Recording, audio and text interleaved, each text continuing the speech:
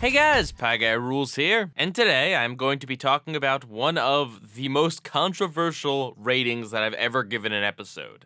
Yours, mine, and mine.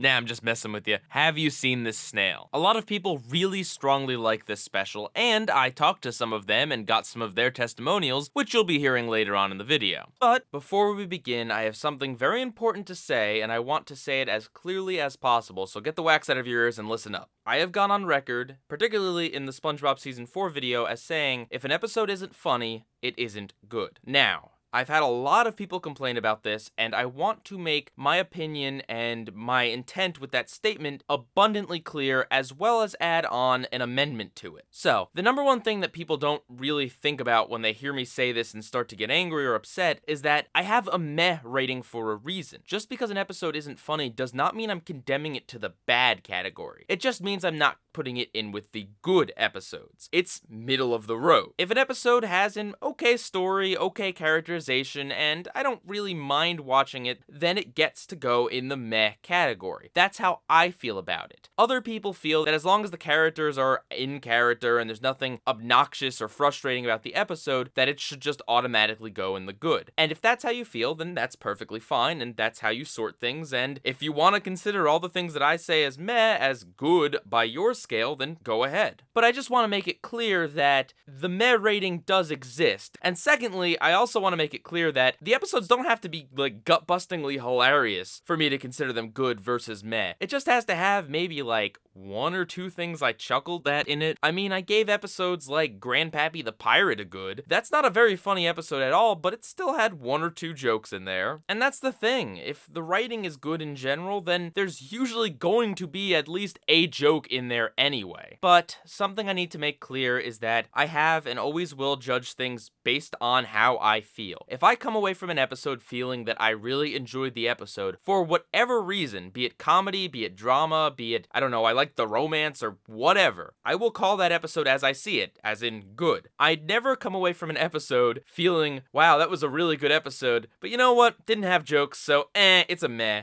I have never done that, and I never will do that. It's just, in general, SpongeBob stories don't usually blow me away. There have been very rare exceptions, but, as I said before, usually in those rarer exceptions, there's still at least a little bit of comedy going on anyway. But the other thing I need to say is that if an episode tries to be something else, like a drama or a romantic episode or whatever, and I feel it succeeds in that area, then no, it does not have to be funny for me to consider it good. It's just, in general, SpongeBob episodes are usually almost always trying to be comedies. As in, it's a goofy show about a sponge trying to get his license to drive a boatmobile. It just inherently leans towards comedy, and if you were to try to take some of the stuff on this show more seriously as like serious drama or serious stories, well, in my opinion, the show would have to do certain things so that I could take the episode in question more seriously. Like, not have Patrick be dumb as nails. I guess the point that I'm saying is that it's never been a hard rule where if an episode isn't funny, it has to go to the meh category. More of an observation that I've noticed based upon watching a lot of the show. As in most cases, what separates a good episode from a meh episode boils down to the basic question, is it funny in any way? So, to get this right out of the way, if Have You Seen This Snail really hit home with me on a dramatic level, then I would have given it a good, regardless of how funny it was. Basically, it's not that I think SpongeBob shouldn't do anything outside of comedy, it's just that usually when SpongeBob does try to go outside of the realm of comedy, in my opinion, it fails. But the bottom line is, I review things based upon how I feel, and if I genuinely felt something was really good, I'd give it a good, regardless of the reasons why I felt it was good. I hope that's cleared everything up, and I'm sorry if I was ever confusing about this in the past. It's been literally years since I made the Season 4 video, so I may have said something that I don't agree with now, but for any future reference, please just refer back to this disclaimer. Now let's check out my original review for Have You Seen This Snail? Have you seen this snail? After SpongeBob forgets to feed Gary, he runs away. So there's a few things I actually have to mention about this episode. It is indeed a special episode, but no, there's no Patchy segments. I'm not sure why, but the other special this season doesn't have patchy segments either. Maybe it's just so they could tell a longer story, maybe the patchy stuff was just wearing thin.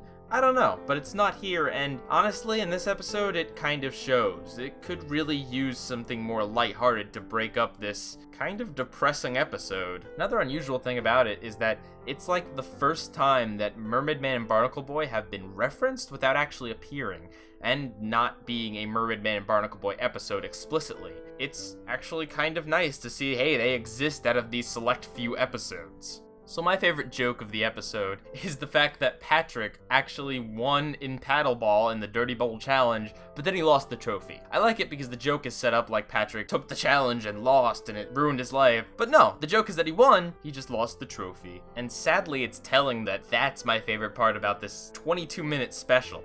One subtle joke that really doesn't even relate to the main plot at all. Here's the thing about this special, it's not funny. There's a few jokes, but more of this episode is actually just depressing. Seeing how sad SpongeBob is because he blew it with Gary is just really sad. And this is punctuated by the really sad song that goes on for way too long in the middle of this episode and kind of feels like padding. I mean, really, there isn't even much to this story. Gary runs away, finds an old lady to live with, and SpongeBob is sad and just puts up flyers to try and get him back. It's almost like a realistic portrayal of a pet running away. Plus, didn't we kind of have this story in Dumped already? I appreciate that the SpongeBob writers are trying to get me to feel emotions other than just laughing, but come on, SpongeBob is a comedy that doesn't follow any sort of continuity. If you actually believe that he was gonna lose Gary, then you probably don't know too much about the structure of these episodes. So there's really nothing at stake here, and so there's not really any reason for me to care.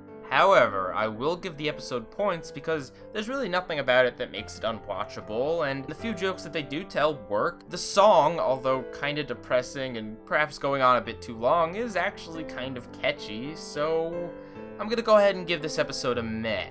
Yeah, it's definitely not what you want to look for in an episode of SpongeBob, but you could do a lot worse. The episode is definitely passable, even though it is very flawed. I think I can do a lot better of a job explaining myself than I did there. Simply put, I think that my issue with this special is the issue I have with a lot of specials, in that the writers don't seem to know what to do with the extra time. When you break it down, a very good chunk of this episode is SpongeBob crying and moping and looking for Gary. Mind you, we the audience know where Gary is, we get to see that, so we know that SpongeBob's attempts to look for him are going to be futile. It's the same problem that Hide and Then What Happens has, where there's not really that much suspense because we know where Gary is. And honestly, I get that SpongeBob is sad halfway through the episode. I don't need this long song singing to me about how SpongeBob messed up, how sad he is, how bad the situation is, etc., etc. It's like the episode tries to nail this point so hard into your head that it just becomes way too much and I stop caring altogether. I don't think it's effective drama so much as I think it's just sappy. I don't think the song is bad in the same way that Atlantis Squarepants' songs are bad. I just think that it's really schmaltzy, and it comes on the back of like 2 other montages of SpongeBob already being sad and looking for Gary. However, a lot of people disagree with my feelings on this and do think the episode is good drama. Here's what they had to say. Bagels in Europe writes, "Have You Seen the Snail is one of my favorite episodes of the series. I feel the reason it works so well is because I actually feel connected to the characters here, and SpongeBob's sadness I can almost feel, which just shows how important these characters are to us, and that's deep writing if it could take you to a point where you emotionally feel for these characters. That's something that shows how deep and well written they are. The drama, I believe, is conveyed well for the plot. While I see why you may find it sappy, I believe the drama works with the plot, and making the episode very humorous may ruin the actual emotional aspect of the episode, which is why I like it so much. And of course, the song is beautiful and well done. I believe the episode is great and a testament to how invested we are in the characters. If I can feel actual emotion watching fake characters under the sea, that means they're well written, and that's something worth the episode for me." Honest Slug says, "I love Have You Seen the Snail because of how it handles the story. I think it works because even though SpongeBob is a comedy, I love it when they try new ideas and themes. The episode beautifully captures the despair of losing a pet while still reminding the audience that it's a SpongeBob episode. Along with the sadness and tension, I feel there's a good amount of SpongeBob charm, especially with Patrick's one-liners. I feel there's enough charm to keep the episode something that belongs in the SpongeBob universe, while giving an experience you'll find in no other episode. This episode definitely impacted me when I was younger, and still touches me now. The song is one of my favorite songs of the series. Once again, it captures the moment very well, and it's pretty catchy too, even if it's sappy. In fact, I think your enjoyment from the song is fairly indicative of how you enjoy the episode. If you cried and enjoyed it, you probably thought the episode was a good change of pace. If you were bored and tired of the sap, the episode wasn't for you. At least that's what I think. Prove me wrong.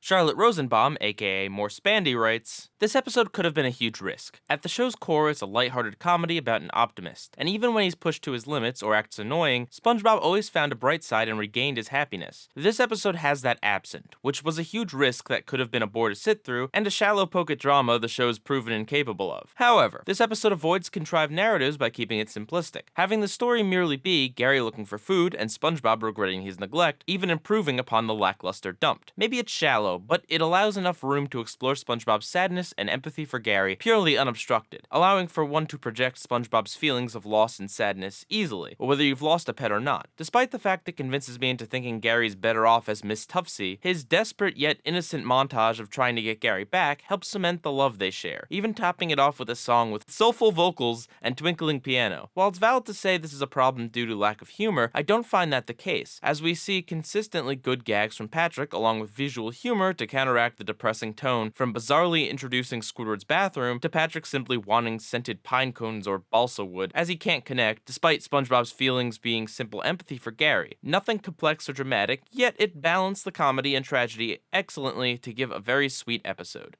And I really can't argue with you guys here, because this is just one of those things that's a difference of opinion. Either you think it's good drama or you don't. What a lot of people see here as charming, I just see as way too sappy. I can see where other people would see the charm, and yes, it is cute and heartwarming at times, but for me, it goes way too extreme to the point where it's just not interesting to me. Believe it or not, I actually do find some of the jokes in here to be quite funny, like I mentioned with Patrick and the trophy. Really, I think this episode fails as a drama. And had there been a ton of comedy in it, yeah, that could have made up for it as well. But for me, where it really fails is in the drama, and that's why I have a problem with it, not just because it didn't make me laugh that much. All that said, there are parts of this episode that I do like. I do like the fact that they did try to do something different. I just think that they're not very good at pulling it off, and also, for as different as this episode is, it is also dumped again. Like, I know it's a little different, but it still is very similar to Dumped.